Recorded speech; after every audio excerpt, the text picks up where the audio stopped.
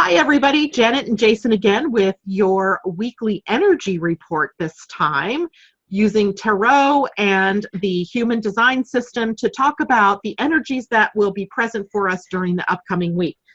Hi, Jason. How are you doing? Hello. Great. Good, good. So I was just checking the dates for this week, and today is actually the beginning of the week, the Human Design Week. And so this particular week runs from April 28th through May 3rd and switches again on May 4th. So that gives us the idea of what the week is doing. And of course, we always try to look at the sun and the earth and the planets in the context of human design to get an idea of what kind of energies we're dealing with. And this week we have the sun moving into a most interesting gate, gate 24, which literally is the gate of rationalization. It's a gate that's up in the ajna that aims upward toward the head. And so it has an energy that we often equate with thinking in the mind, right? Mind energy or energy of certainty. And certainly this gate has issues with thinking. When you're talking about rationalization, you got the word rational in there. And what do we know about rational? It brings up the moon and the concept of irrationality. And so what we're dealing with is a couple of really interesting energies as it relates to the mind. And so, I also, me, I love the freaking Gene Keys. I love that book. And Richard Rudd, by the way, has written the book, The Gene Keys. And if you don't own that book, get it. Just don't expect to be able to read it from cover to cover. It's not meant for that. It's more contemplative than that. And so I looked this gate up because, you and I have been talking about the Gene Keys for the last couple of weeks and different, aspects of it, particularly the gate of commitment, but we're not there yet. I digress. But I looked up the sun at gate 24 to find out what the heck is this all about. And you know how in Gene Keys, for all of you who don't know, he arranges the keys in order of shadow, expression, the gift of the expression, and he uses a Sanskrit word, the siddhi, which is really the highest or the most elevated expression that you can have of this energy in this particular gate.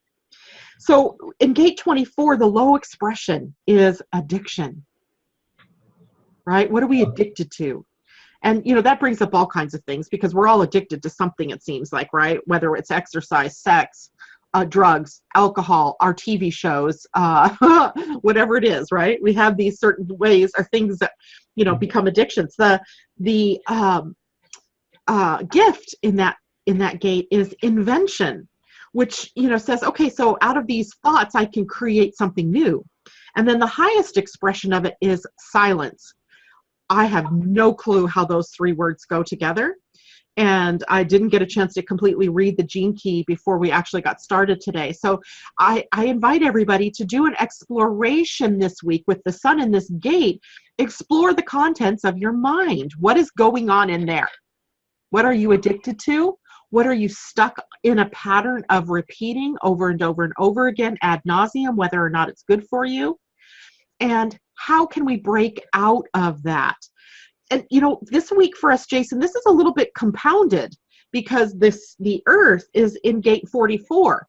And when I look that gate up, it's called the gate of patterns. Patterns that often, that particular gate, by the way, sits on the spleen. Gate 44 is on the spleen. What do we know about the spleen? Fear. Fear.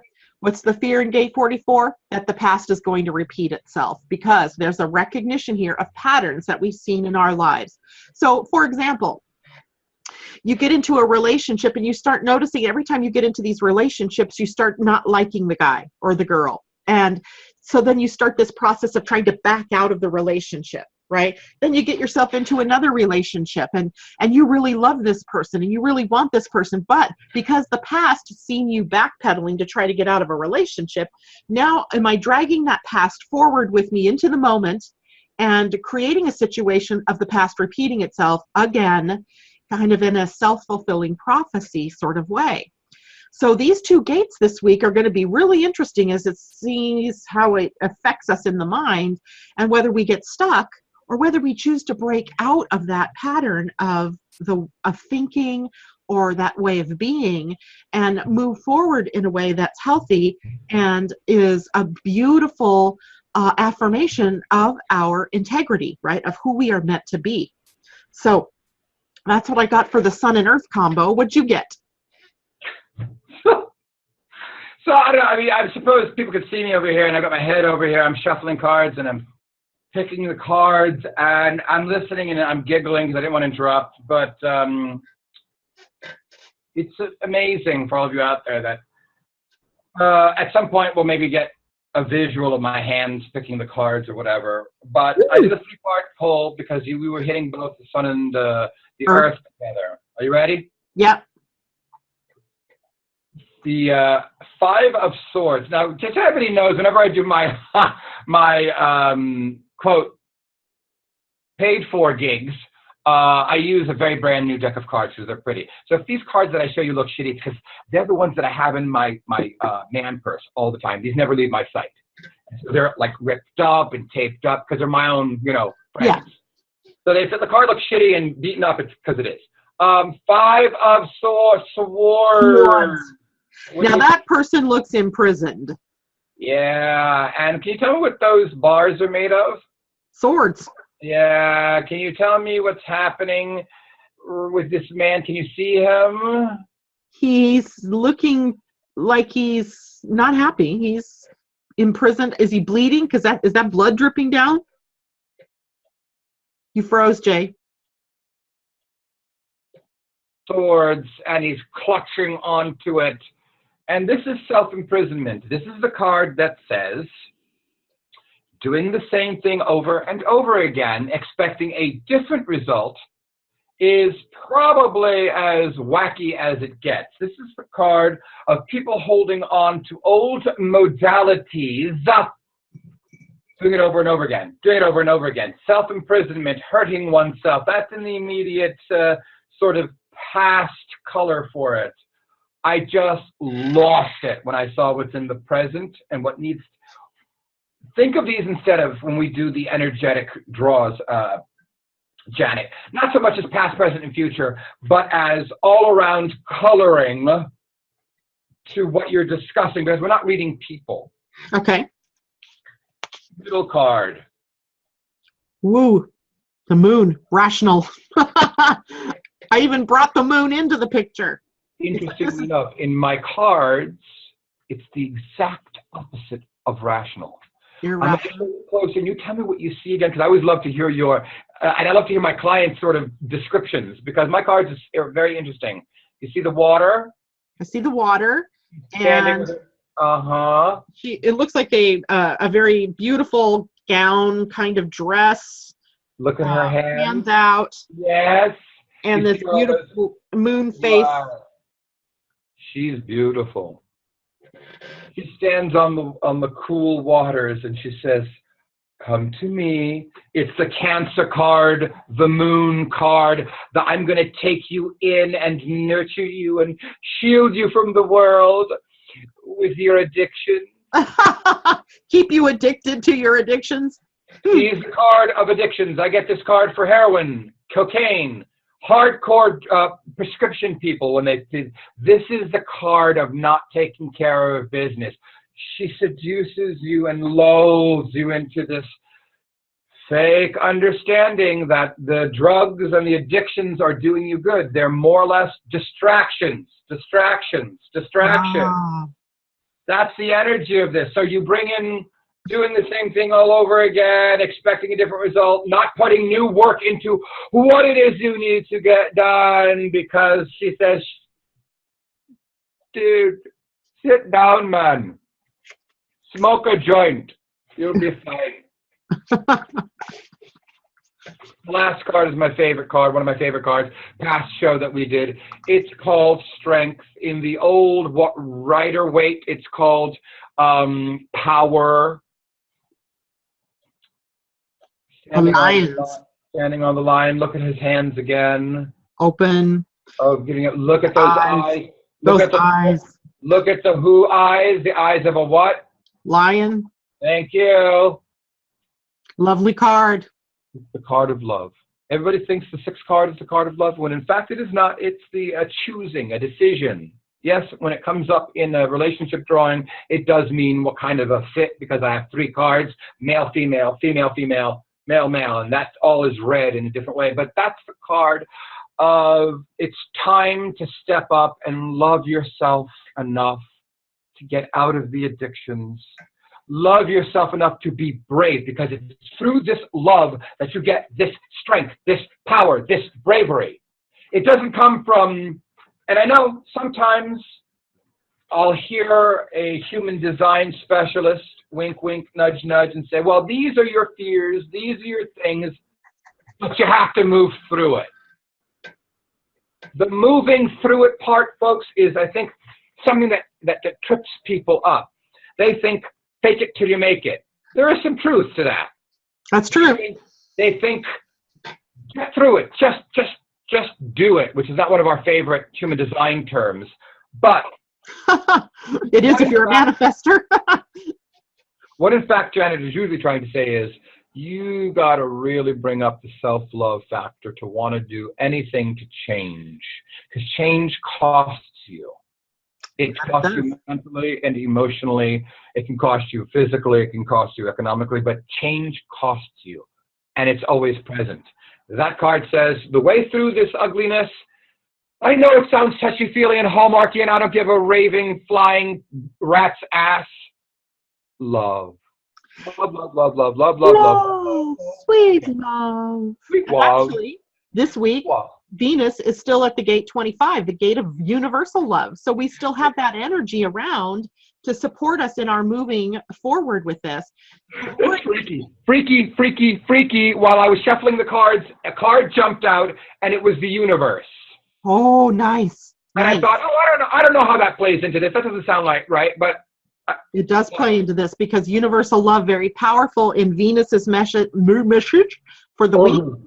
But more interesting to me is that Mercury, which, will be ending its retrograde period soon, not yet, May 4th, but during this week, will be in its final phase of retrograde, and it's at the gate of endings, right? Completions. So what can we complete? In terms of, what have we been beating our heads about? Literally, what you were saying before is the definition of insanity. Doing the same thing over and over and expecting a new result is actually the definition for insanity. So how do we stop the insanity? Well, it stops when we first recognize that what we're doing is insane, right? That we're trying to do the same thing all the time, and we're not getting new results because it doesn't work that way. And so what can we let go of, move out of the way, and clearing a path perhaps for us to entertain a new way of being, right? Reaching for, in gate 44, the gene key, the low expression is interference, right? That all these interference patterns that show up. The gift is teamwork. And I think that's kind of an interesting thought right now, teamwork. And teamwork, what does that mean? It means that I alone have my step forward, but when I combine my efforts with someone else, we can move forward even more powerfully and in breaking patterns even, right? When we choose to do things in a new way, we are breaking an old pattern. So being brave, I think that strength card also shows us some relative courage, don't you think? That courage to be able to step out there in a new way, entertaining a new paradigm, and living our life from a new possibility. And I think, we talked about in our radio shows for next week, talking about the nodal shift, which moves us into that Leo territory, which is very heart-centered, very individualistic, and Aquarius at the other end, which is very humanitarian and group-centered. And so how do we work with that together? How do we claim our own individuality in the confines of a group? And how do we do that in a way where we are breaking the molds, the old patterns? How do we step out and be our new, bright, shiny selves? You want to draw a final card for the week? Well, I was going to ask you, so that was the moon, that was a little Venus moment we had. Yep. We had Earth, and we had a sun. I just wove together the Venus, Mercury, and added in the sun. Sounds great, Greg. Sign me up. Hold on. Let's just see what we got here. Okay.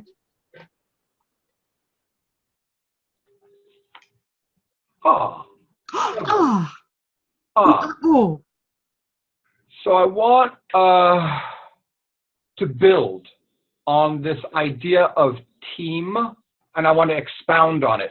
The card, one of my favorite cards, only one of two past lifetime real karmic reading cards, is the Six of Discs. And I'm going to continue to talk, and I'll bring it forward, and I'll show you why I love this card. I'll start from the top. Sunflowers with keyholes. Yes, and then in the center. The key. Yes. This is lock and key shit. And this, to me, is the card that tells me that people out there, when they think of this team stuff to get it done, to finish projects, to work on oneself, to reach out to a therapist, to reach out to family. Hey, were you molested by dad too? Whatever it might be. Whatever it might be, I have a feeling, Janet, people are going to find...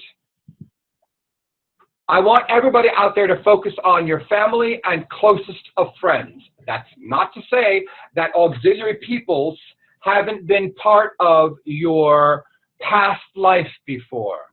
But when I do the whole, this is the meaning of life. We live lifetime after lifetime for the purpose of knowledge and wisdom and love. These two things, knowledge and love. When you look at the life between lives. Let's record. So Janet had a blonde moment, and as I was finishing up, she kicked the electrical cord out, and everything went blank. Thank you, Mercury retrograde, for all of that technological bullshit. It was really funny as I'm sitting here trying to go, what happened? Because, like, I see my lights are on, but my computer's black.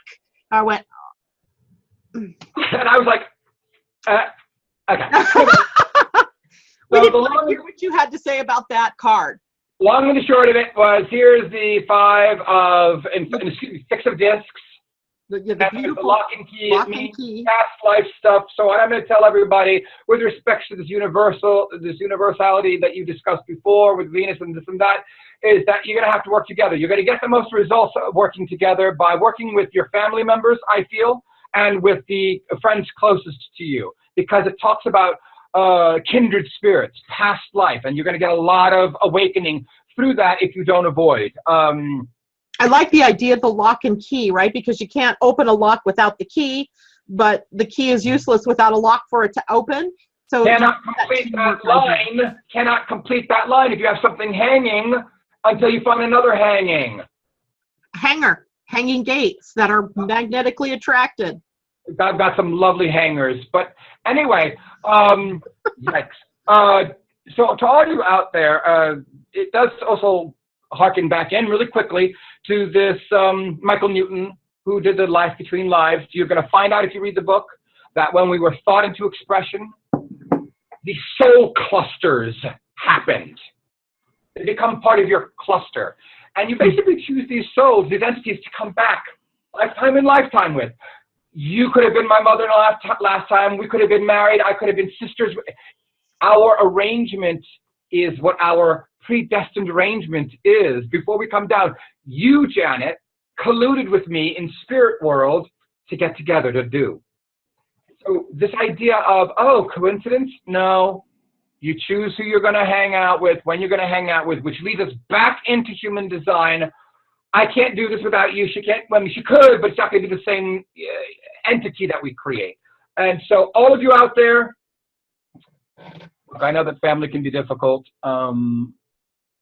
You know, everything's fine until you go home for Thanksgiving. But I can honestly enjoin you to push ahead with all of these, I'm not going to lie, challenging energies. But know that you are being looked after by Venus. Know that this is, like everything else, change, and it's good. And I look forward to seeing what kind of fruit gets born from it. And hopefully you'll all contact Janet at www. You want to do the Living Astrology, or do you want to do? Yeah, living-astrology.com. And I really do need to do some updating on my website. I just, I'm one person. I don't always have the time to update my website, keep up with Facebook, film movies, do readings, do coaching, do these videos. I mean, literally. No, I know. And people don't realize that with the exception of our paid sessions, we do all this for free. And we do it because we love what we do and as a public service. So anywho, reach out to me at Titillating Tarot with JasonLivanis.com, blah, blah, blah. I think you've all right below here. You'll be able to see the little banner. Jason and I, after this is done, play with the recordings to add fun little banners and things like that. Remind me, this human design period goes from? From today, from April 28th through May 3rd. Wonderful. It begins on May 4th, the day that Mercury stops its retrograde and goes back to direct. Yeah. And I'm trying to decide, maybe I'll do this next week, but I kind of want to give, in our radio shows next week, we're talking, at least from Living Astrology, we're talking about the nodal shift from Virgo, Pisces to Leo and Aquarius. Well, that also means that the nodes are shifting gates. And I think you will be fascinated by what gates it shifts to, Jason. Your favorite, the North Node, shifts to gate 29, gate of commitment, the gate of saying yes, and the abyss, Little Miss Sugarcoating, the abysmal. And to gate 30, the South Node in gate 30 is the gate of desire, but not sexual desire, but like I want, or I really, have this desire to help humanity. And I want it Oompa Loompa, and I want it now. Yes, that kind of emotional desire. And for all of you who didn't get the joke that just happened, our little geeky metaphysical jokes that happened with Janet and I, if you read in the Gene Keys, Gene Key 29, you might want to throw yourself off a fucking cliff. Unless you especially if you're emotionally defined. That's a great face. I feel like Edvard Munch, the scream. Oh. Okay, so that, I guess, wraps it up for us, right? It does indeed. And I think that Janet will be smart. She'll probably put video part 1, fuck up part 2. So that's funny. Or I could just pretend it didn't happen and edit it together so that they, because no, please let it go blank. Actually, when you edit together, let it go blank and then come back in with us laughing. I think that's hysterical. I'll put a little arrow that says, and this is when Janet hit the off button. Pulls the plug. Oh, dear God. Sometimes life is hysterically funny. Well, we have a beautiful day here. Love, laugh. Have a good week. We'll be back again next Friday with our updated radio promos and with our new weekly energy report. Well, Take care. I don't know about you over on that coast, but we're having a beautiful sunny day today, finally. It is a beautiful sunny day here. It makes me... Everybody enjoy your day. I love you, Janet. Thank you. Love you too, Jason. Bye, everybody. Love to all. Mwah.